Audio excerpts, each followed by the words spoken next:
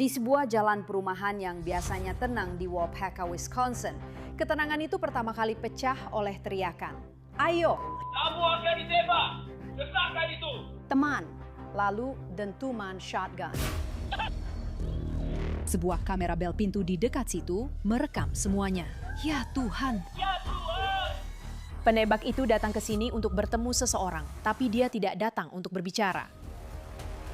Namanya William Wild Bill Zelensky, mantan polisi yang sekarang menghabiskan hidupnya berdagang ular berbisa dan hewan langka. Dia percaya remaja itu, Riley Manente yang berusia 18 tahun yang tergeletak di tanah di depannya, telah mencuri reptil-reptil kesayangannya senilai hampir $30.000. Berdiri di samping Wild Bill adalah pacarnya, Tiffany Powell. Dan orang yang baru saja dia tembak itu adalah putranya. Sebelum penembakan, sebelum reptil-reptil yang dicuri, hanya ada William Wild Bill Zelensky. Dia memang tidak terlalu terkenal, tapi di dunia khusus seperti komunitas reptil Midwest, dia adalah seseorang yang dikenal. Dia memperdagangkan ular berbisa dan kadal langka yang bernilai ribuan dolar. Dia merekam video bersama mereka. Dan dia berbicara seperti seseorang yang sudah akrab dengan bahaya sepanjang hidupnya. Dia tinggal bersama Tiffany Powell dan anak-anaknya. Putranya Riley yang berusia 18 tahun, berisik, impulsif, dan tidak terlalu segan pada pacar ibunya. 1 minggu sebelum penembakan, Bill menelpon 911 dan mengatakan rumahnya telah dibobol. Dia memberitahu operator bahwa senjata api, alkohol, dan reptil-reptil paling berharganya telah dicuri. Dia mengklaim bahwa hewan-hewan itu bernilai lebih dari $30.000. Dia langsung menyebutkan nama tersangka, Riley, dan teman remajanya. Lalu ketika kami mengkonfrontasi Riley tentang hal itu, karena kami pikir mereka mungkin yang melakukannya, dia bilang, ya sudah, cek saja kameranya. Bang punya kamera, jadi mereka sudah cukup pintar untuk tahu soal kamera itu. Mungkin di drive-thru, saya tidak tahu. Tapi ada juga jejak kaki di beton dari malam itu. Lalu kami pergi dan mengkonfrontasi dia, dan dia bilang, tidak, saya tidak tahu apa-apa soal itu. Tapi kemudian kami tanya, "Hey, di mana anak Ashton ini? Ayo kita ke rumah orang tuanya." Dan dia menolak untuk membawa kami ke sana. Jadi dia bilang, salah satu dari mereka tinggal di dekat Wiyaliga, di sekitar Jalan Raya 10 entah di mana. Dan yang satunya lagi, ibunya, mungkin. Lalu ayahnya tinggal entah di mana di Appleton. Dan kami mengetahui mereka ada di Appleton dan Wausau hari ini. Jadi kami tidak tahu di mana mereka menyembunyikan hewan-hewan itu. Tapi Camel Menthol tidak ada dari mereka yang merokok Camel Menthol di rumah mereka. Saya yang merokok Camel Menthol. Kami melihat bungkus Camel Menthol kosong di asbak mereka. Jadi saat mereka memeriksa laci mobil saya pikir mereka mengambil sebungkus rokok saya. Maksud saya, itu bukan bukti, tapi ya, itu tetap saja, tahu kan? Ya. Polisi membuka kasus. Bill memulai hal lain, balas dendam.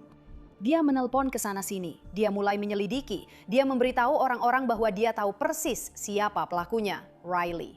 Alih-alih menunggu petugas untuk mengambil kembali reptil yang dicuri, Bill memutuskan dia akan mengambilnya sendiri. Dia dan Tiffany mengumpulkan senjata, sebuah shotgun, 1 senjata api laras panjang lainnya, dan amunisi. Nantinya, para penyelidik akan mencatat sebuah palu, pisau-pisau, bahkan sepasang borgol di dalam mobil. Semua itu tidak muncul dalam laporan sampai setelah penembakan terjadi. Tetapi jika dilihat kembali, persiapannya memang tidak bisa disangkal. Sekitar pukul 10 malam, mereka berbelok ke Van Street, sebuah blok perumahan yang tenang. Kamera bel pintu nantinya akan mengonfirmasi waktunya. Lampu depan mobil mereka menangkap sosok seorang diri yang sedang berjalan. Itu adalah Riley Manente Powell. Bill menghentikan mobil dan keluar, membawa shotgun di tangannya. Pintu mobil tetap terbuka, mesin masih menyala saat konfrontasi langsung memanas. Tiffany, ibu Riley, juga keluar. Dan pada satu titik, rekaman bel pintu tampak menunjukkan dia memegang senapan itu. Ada obat di daun kakimu! Ada obat di daun kakimu! Riley melepas bajunya. Para penyelidik akan mencatat detail ini lagi nanti. Dia berteriak pada Bill, menantangnya untuk bertarung tanpa senjata. Bertarunglah seperti orang yang sia-sia. Tinggalkan itu dan bertarunglah dengan tangan kosong. Tidak ada upaya yang terlihat untuk pergi. Tidak ada tanda siapapun cukup takut untuk mundur. Beberapa detik kemudian, terdengar suara tembakan. Dia menembaknya, dia benar-benar menembaknya. Tetangga yang mendengarnya melihat keluar dan melihat sebuah tubuh tergeletak tengkurap di belakang mobil. Itu Riley, putra Tiffany. Namun, Bill dan Tiffany kembali duduk di kursi depan kendaraan, tidak menyentuhnya atau memeriksa denyut nadinya. Jangan ke bawah dan sedang pegang tongkatnya. Petugas tiba dengan cepat dan mengamankan area tersebut.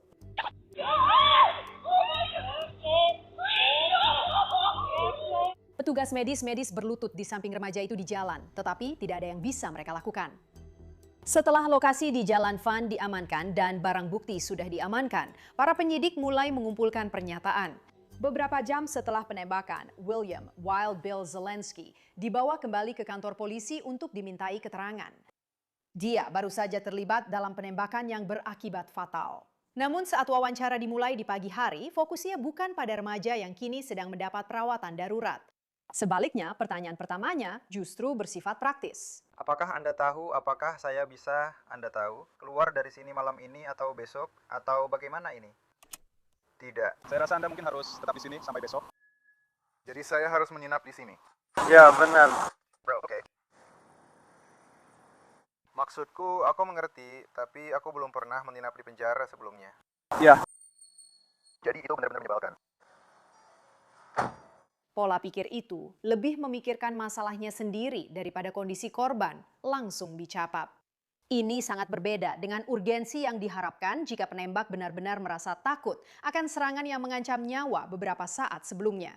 Saat ditanya tentang konfrontasi itu, Bill mencoba menggambarkan dirinya sebagai orang yang enggan, bahkan bersikap melindungi.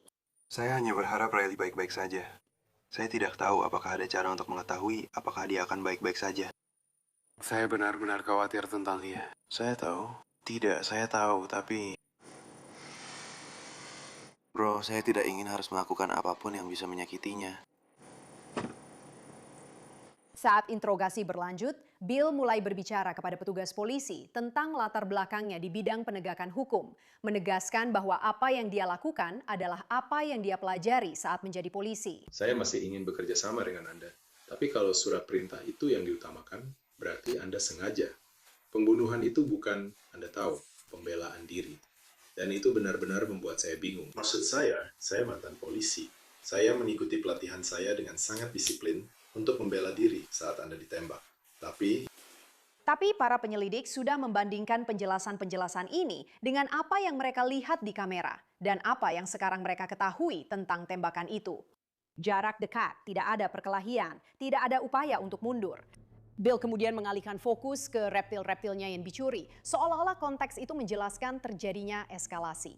Saya tahu ada beberapa reptil dan barang-barang yang diambil. Tapi itu yang menyebabkan kejadian hari ini, benar? Apakah seseorang sudah memberitahu? Ya. Maksud saya, kami baru saja, mereka menghabiskan beberapa hari terakhir, Anda tahu, mengisi dokumen. Maaf, saya tidak ingat nama petugasnya. Tidak, saya akan menyedot punya nanti. Jadi saya... menghubungi Departemen Sheriff untuk melihat itu. Dan jadi kami sedang berusaha merespons dan mendapatkan informasi itu agar seseorang bisa meliput cerita ini. Apa yang diambil dari mereka? Dan saya tahu kamu suka hewan-hewanmu. Ya, dan saya tidak ingin mereka mati. Ya, bagi para detektif, ini menunjukkan motif, bukan pembenaran. Ini menunjukkan seberapa besar Bill menaruh perhatian pada reptil-reptil yang hilang dan betapa ia menganggap pencurian itu sebagai urusan pribadi. Dalam tahanan, Bill bereaksi terhadap tuduhan pembunuhan, bukan dengan tak percaya ada orang yang tewas, tetapi terkejut bahwa tindakannya mungkin secara hukum dianggap sebagai pembunuhan. Harusnya, kenapa mereka menetapkan pistol? Siapapun di sini, maksudku, aku tahu ini lebih buruk. Maksudku, sudah cukup buruk. Sekarang jadi lebih buruk. Bro, kau tahu, sekarang aku nggak bisa bantu siapapun dari sini. Kau tahu? Sementara Bill menawarkan narasi yang terkontrol dengan mengacu pada pelatihan dan pembelaan diri, wawancara Tiffany Powell justru sebaliknya. Berubah-ubah, tidak pasti, dan secara bertahap selaras dengan realitas forensik. Saya akan membuka ini sambil mempersilakan duduk di sini. Terima kasih sudah datang. Ada tempat duduk di sini? Dalam pernyataan pertamanya yang tercatat, dia mendukung penjelasan Bill tentang alasan mereka mencari Riley sejak awal. Kalau bisa, ceritakan kejadian yang lebih awal hari itu. Bagaimana sampai akhirnya Riley dan Bill terlibat konfrontasi itu? Bill dirampok beberapa hari yang lalu dan pelakunya adalah Riley. Oke, bagaimana dia bisa sampai pada kesimpulan bahwa Riley yang melakukannya? Jadi, ada foto-foto botol di Snapchat Riley dari tengah alun-alun tempat Bill dirampok. Dan seorang wanita menelponnya. Ini menjelaskan kecurigaan, bukan ketakutan. Ini adalah sengketa properti, bukan ancaman terhadap nyawa. Saat membahas konfrontasi itu, Tiffany menggambarkan Riley menjadi agresif secara fisik. Di mana posisi Anda di dalam mobil? Saya sudah keluar. Saya bertanya pada Riley kenapa dia melakukan itu. Dan dia hanya ingin berkelahi dengan Bill. Dan dia terus mencoba, dia melepas jaketnya dan segala macam. Dan dia terus mencoba untuk berkelahi dengan Bill. Apa yang dia lakukan? Apakah dia bilang alasannya? Dia mengambil barang-barang yang dia ambil. Dia tidak mau mengakuinya. Oke, jadi dia menyangkalnya selama ini. Dan dia bilang bahwa kami sedang dalam perjalanan untuk menjemputnya dari rumah ayahnya. Dan dia terus menyangkal. Oke, apakah Riley satu-satunya yang ada di sana? Jadi hanya kamu, Bill, dan Riley saja. Oke. Apakah kamu ingat kira-kira jam berapa itu terjadi? Mungkin sekitar jam 10. Oke. Jadi kembali ke pertengkaran verbal tadi, bagaimana semuanya terjadi? Seperti yang kamu bilang, Riley melepas jaketnya. Jadi kamu ingat. Apalagi yang terjadi? Riley tiba-tiba mulai menghampiri Bill seperti mau menyerangnya. Lalu aku pikir dia akan menyetrumnya saat dia mendapat kesempatan di depannya. Jadi ketika kamu bilang dia menghampiri Bill secara agresif, apa yang sebenarnya dia lakukan? Aku mencoba semacam mengepes untuk nongkrong. Aku nggak tahu itu aku atau apa Seperti untuk terjadi. Apakah kamu melihat Riley mencoba melakukan itu? Tidak. Oke, dan apa yang dilakukan Bill sebagai reaksinya? Jadi dia tidak mencoba untuk melawannya, kau tahu, menahan atau memblokir pukulan atau semacamnya. Dia hanya, kau tidak melihat apa-apa. Tidak ada dalam deskripsinya yang memenuhi ambang batas yang diperlukan untuk pembelaan diri bersenjata yang sah. Saat pemeriksaan berlanjut, Tiffany kesulitan dengan detailnya. Di mana tepatnya dia berdiri, berapa lama pertengkaran itu berlangsung, dan gerakan apa yang terjadi sebelum tembakan itu. Di mana posisi kamu berdiri dibandingkan dengan kendaraan Riley dan Bill saat semua ini terjadi? Apakah kamu ingat? Maksudnya di belakang mobil, ingat di belakang mobil. Ya, oke. Jadi kalau ini mobilnya. Jadi kamu di belakang mobil, kalau ini bagian depannya? Ini mobilnya. Di mana Bill dan Riley? Di sisi ini. Jadi mereka ada di sisi pengemudi mobil? Aku cuma tidak tahu. Aku tidak yakin.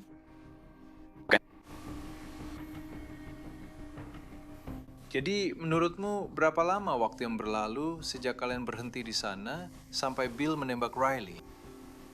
Tidak terlalu lama. Sekitar 15 detik atau? Mungkin sekitar beberapa menit. Oke. Jadi kamu sempat berdebat sebentar di sana. Kamu tidak ingat kata-kata tertentu yang diucapkan? Oke, kecuali itu.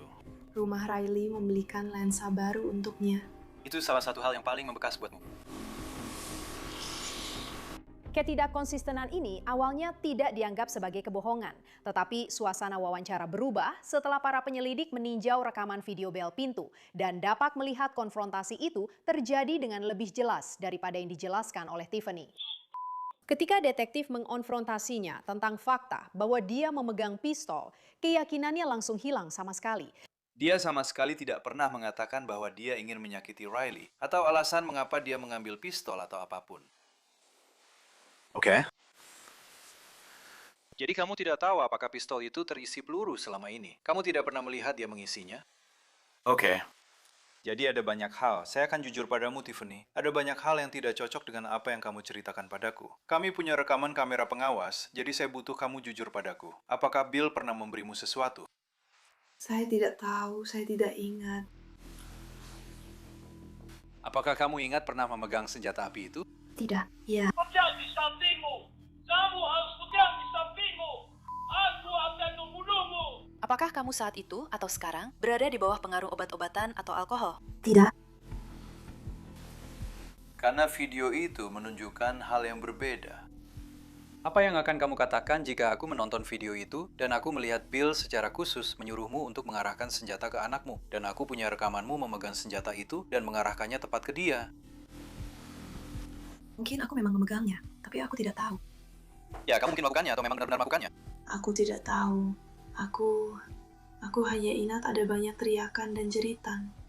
Aku rasa kamu pasti akan ingat jika kamu memegang senjata api dan menodongkannya ke anakmu sendiri. Hanya ada banyak teriakan dan jeritan. Jadi apa yang dilakukan Riley saat dia berlari menuju kendaraan itu? Apa yang terjadi setelah itu? Saya tidak tahu. Apakah Bill pernah mengancam nyawa Riley sebelumnya?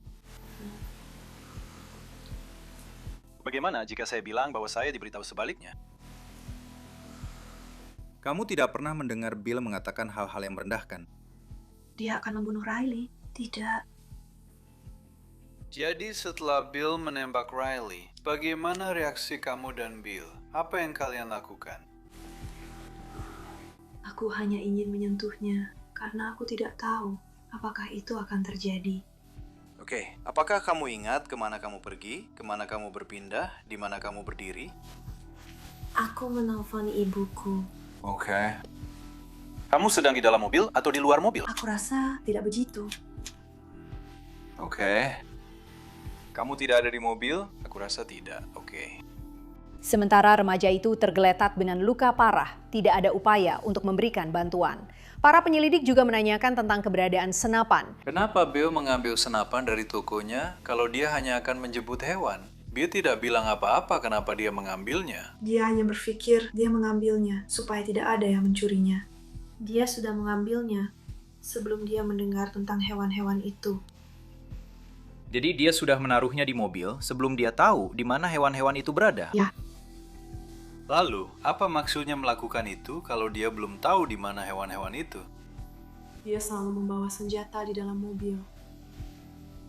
Dia selalu membawa senjata, tapi anehnya dia tidak membawanya saat pergi ke kota. Benar. Oke. Karena yang lainnya sudah dicuri. Jadi dia selalu punya senjata di mobil, ya, oke. Apakah dia punya pistol lain yang pernah kamu lihat selain yang sudah diambil? Tidak. Apakah kamu pernah melihat senapan ini sebelumnya? Tidak. Kamu pernah? Di mana lagi kamu pernah melihatnya? Ya, sejak pistolnya diambil, dia sudah membawa senjata. Jadi itu memang biasanya ada di mobil atau bagaimana? Iya. Ini secara langsung melemahkan klaim reaksi impulsif pada saat itu. Saat wawancara berlanjut, Tiffany dihadapkan dengan lebih banyak kontradiksi. Kedekatannya dengan senjata, instruksi yang direkam dari Bill, dan rekaman yang menunjukkan kendali berpindah di antara mereka. Jadi ketika kamu pergi dari sana, tidak ada niat apa-apa. Bill tidak pernah mengatakan apa-apa tentang Riley. Dia tidak pernah mengatakan apa-apa tentang menghadapi dia, mencari dia, atau berbicara dengannya. Apakah dia mencoba menghubunginya lagi? Kamu tidak ingat dia menjadi sangat gelisah atau ada sesuatu yang menonjol yang mungkin jadi alasan kenapa tiba-tiba dia berubah dari ingin menjemput hewannya menjadi ingin berkelahi dengan Riley? Oke. Baiklah. Jadi seperti yang saya sebutkan di video, kamu jelas terlihat memegang senjata api. Dan kamu bilang kamu tidak ingat itu. Kamu tidak ingat mengarahkan senjata api ke anakmu sendiri. Kamu tidak ingat apa yang dikatakan oleh Bill kepadamu? Dan kamu adalah seorang terpidana kasus kejahatan berat, benar? Ya. Oke, jadi kamu paham kalau kamu tidak boleh memiliki senjata api. Jadi begini situasinya. Kamu akan ditahan hari ini karena sebagai terpidana kasus kejahatan berat, kamu memiliki senjata api dan juga penahanan terkait masa percobaan. Tiffany hampir tidak bereaksi. Dia hanya duduk di sana mencoba memahami kata-kata itu. Kembali di lokasi di Van Street, para petugas mulai mendokumentasikan segala sesuatu yang penting untuk sebuah kasus. Posisi tubuh, lokasi kendaraan, sudut lampu jawan di atas. Bill sudah mengatakan bahwa dia bertindak untuk membela diri, bahwa dia merasa terancam. Tapi dalam penyelidikan pembunuhan, pernyataan adalah hal kedua. Yang utama adalah bukti, dan bukti tidak berbohong. Mereka mengambil senapan dari dalam mobil. Satu senjata api laras panjang lagi, amunisi, tersusun, dan siap digunakan. Senjata-senjata yang jelas tidak cocok dengan anggapan bahwa ini cuma percakapan yang berakhir buruk. Pisau, alat pengekang, palu, alat-alat yang menunjukkan perencanaan, bukan kepanikan. Para penyelidik juga mencatat apa yang tidak terjadi. Tidak ada upaya untuk memberikan pertolongan pertama. Tidak ada panggilan minta tolong sampai si penembak merasa aman di dalam mobilnya. Dan tidak ada tanda-tanda bahwa remaja itu pernah memegang senjata. Dia tidak menolongnya, dia tidak melakukan apa-apa. Dan mereka terlihat sangat tenang. Siapa mereka? Bill dan dia. Bill bilang, aku menembaknya. Dia menyerangku, jadi aku menembaknya. Apakah kamu mendengarnya mengatakan itu? Iya, dia bilang ke aku. Siapa yang memberitahumu? Dia mendengar suara tembakan, jadi aku keluar ke sana, mereka datang sebelumnya. Bill dan Tiffany datang ke rumahku. Aku baru saja sampai dan mereka juga datang. Dan aku berpikir, apa sih yang mereka mau? Kamu tahu kan? Dan mereka bilang kalau Riley telah merampok Bill, dan Bill menerima telepon yang memberitahunya bahwa dia harus datang ke kantor polisi untuk bicara dengan mereka. Lalu mereka bilang, ya sudah, nanti kami akan mampir lagi setelah selesai. Jadi sekitar 25 menit berlalu dan kami duduk di sini, lalu aku mendengar suara tembakan. Jadi aku melihat keluar lewat jendela kecil itu dan aku melihat ke mobil mereka. Dan mereka berdua sedang duduk di dalamnya saat aku melihat mereka. Hanya duduk di dalam mobil. Dan aku melihat seperti sesuatu yang besar di belakang mobil itu. Dan aku berpikir, ya Tuhan, apakah mereka menabrak? Aku kira mereka menabrak seorang pejalan kaki. Jadi aku keluar ke sana lagi dan melihat Riley duduk seperti itu. Lalu aku berkata, Riley, kamu baik-baik saja, Riley, kamu baik-baik saja. Dan dia tidak bergerak dan mereka hanya berdiri di sana. Kamu bilang kamu melihat dia berdiri di luar sambil membawa senjata. Tapi kamu bilang mereka duduk di dalam mobil. Mereka duduk di dalam mobil dan aku melihat keluar jendela.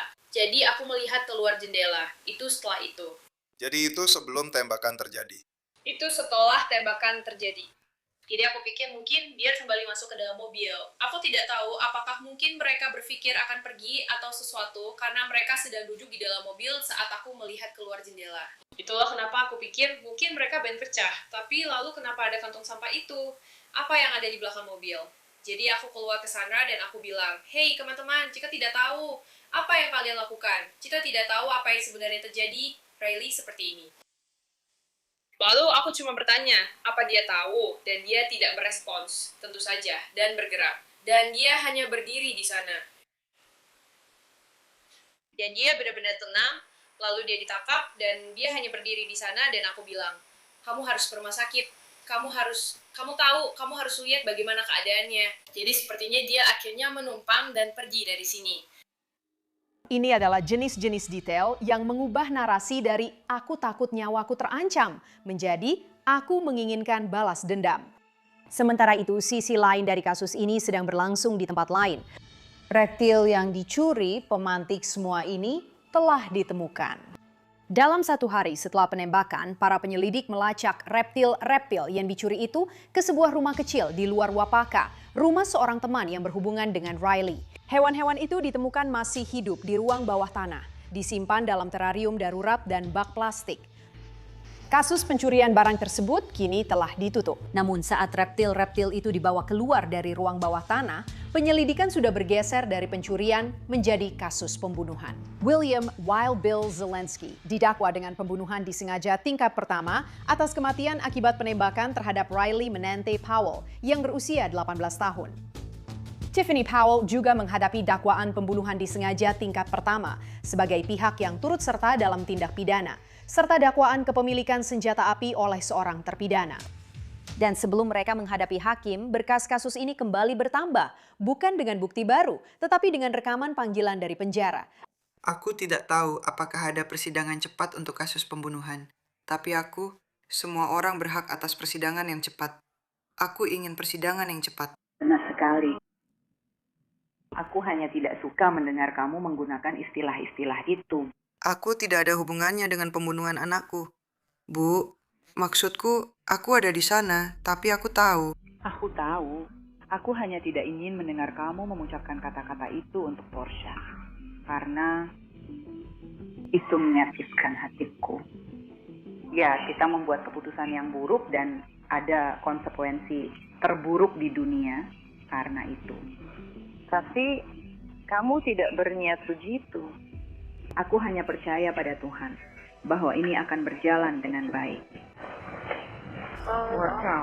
Ini bukan salahku juga.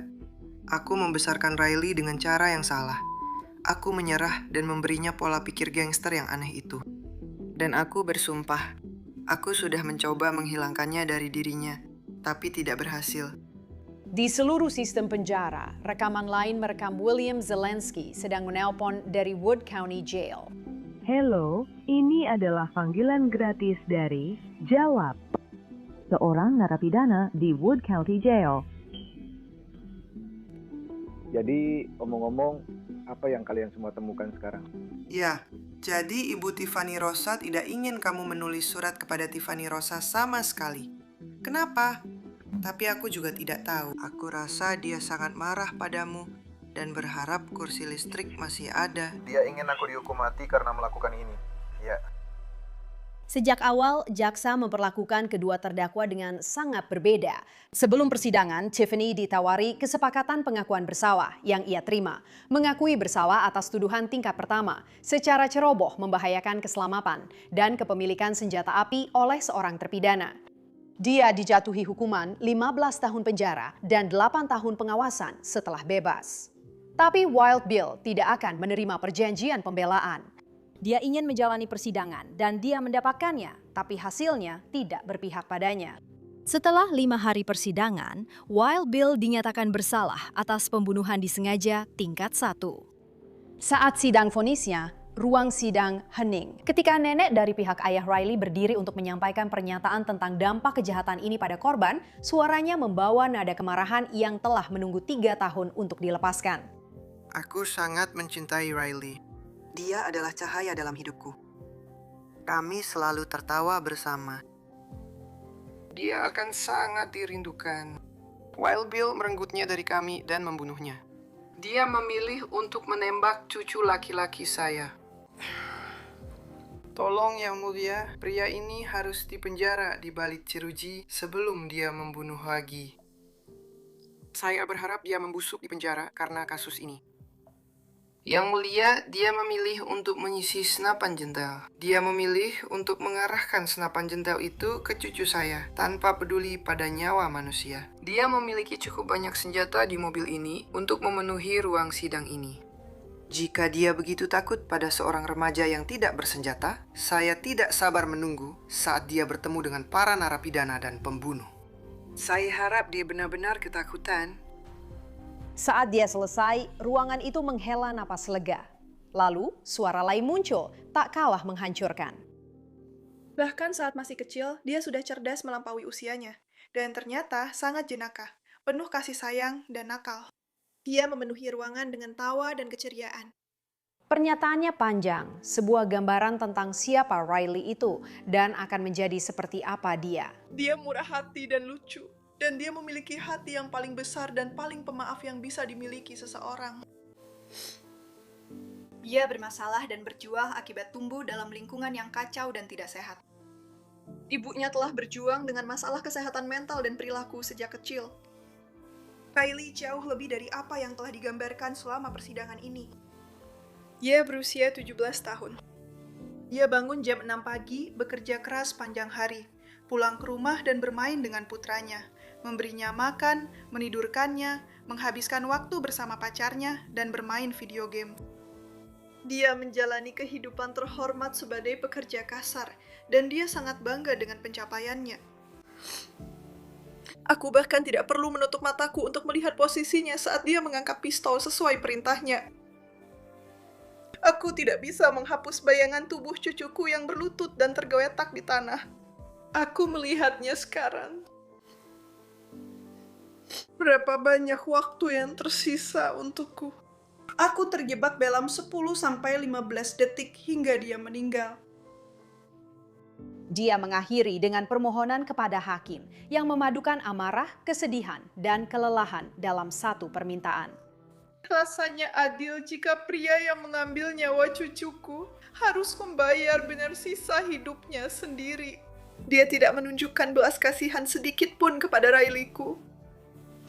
Saya mohon agar Anda membiarkan keadilan membalasnya dengan hukuman penjara seumur hidup tanpa kemungkinan pembebasan bersyarat.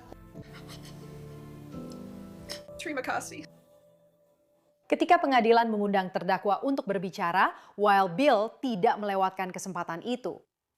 Saya tidak pernah bermaksud agar hal seperti ini terjadi. Saya sama sekali tidak ingin menembak Riley, dan saya benar-benar tidak ingin dia meninggal. Saya sangat menyesal. Hakim Raymond Hubert tetap tidak tergerak. Namun setelah penembakan itu, tindakannya juga menimbulkan kekhawatiran di pengadilan ini. Dia tidak memeriksa keadaan Riley, tidak melihat apakah dia perlu memberikan pertolongan apapun.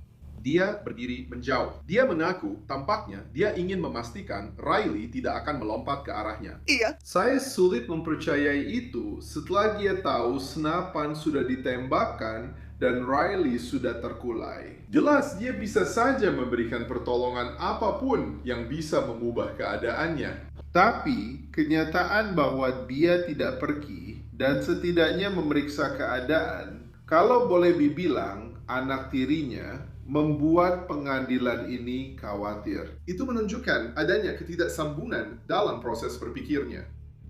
Dan beberapa menit kemudian, putusan itu bersifat final. Hukuman penjara seumur hidup dengan kemungkinan masa pengawasan setelah bebas setelah 35 tahun. Kematian Riley mengubah segalanya dan tidak menyelesaikan apapun. Seorang remaja laki-laki telah tiada, 2 keluarga hancur, dan pertengkaran yang memulai semuanya hanya karena beberapa reptil yang dicuri sama sekali tidak sebanding dengan harganya. Saya Kristen Thorne untuk Law and Crime.